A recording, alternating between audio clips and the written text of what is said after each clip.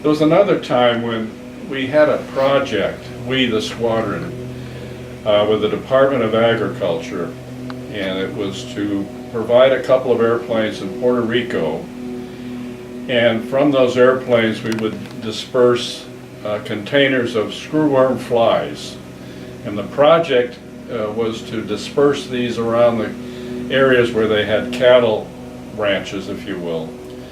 And once the fly would breed with a local fly, it would die out. So the idea was to sanitize, if you will, that area of this fly, which once it bites an animal, a cattle particularly, it bores in and creates a problem, and it's pretty devastating to the cattle industry.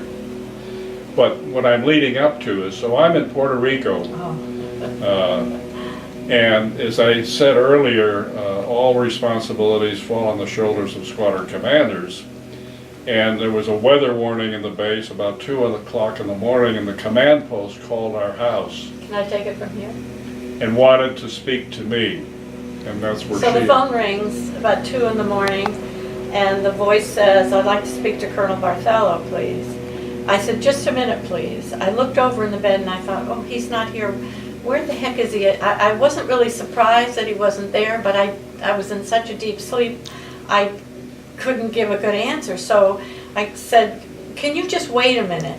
And I run down the hallway to our son's bedroom and says, wakes him up, "Mark, where's your dad?" He said, "He's in Puerto Rico." Oh, okay. So I go back to the phone and the guy's waiting, and I say, "Oh, I'm sorry, my husband's not here, he's in Puerto Rico." Which Mark says later, "Oh boy, they had probably fun with that."